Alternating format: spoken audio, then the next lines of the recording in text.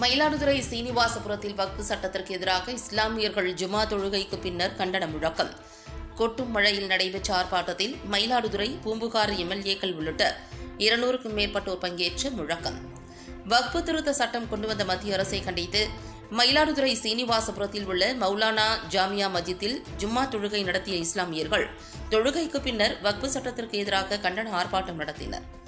இந்திய யூனியன் முஸ்லீம் லீக் நடத்திய இந்த ஆர்ப்பாட்டத்திற்கு மாவட்ட தலைவர் நூருல்லா தலைமை வகித்தார்.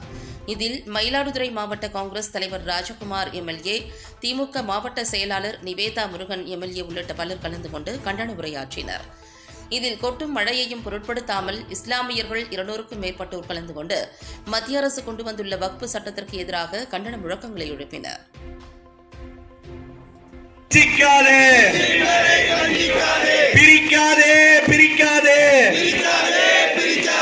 மதத்தின் பெயரால் மக்களை பிரிக்காதே, அபகரிக்காதே,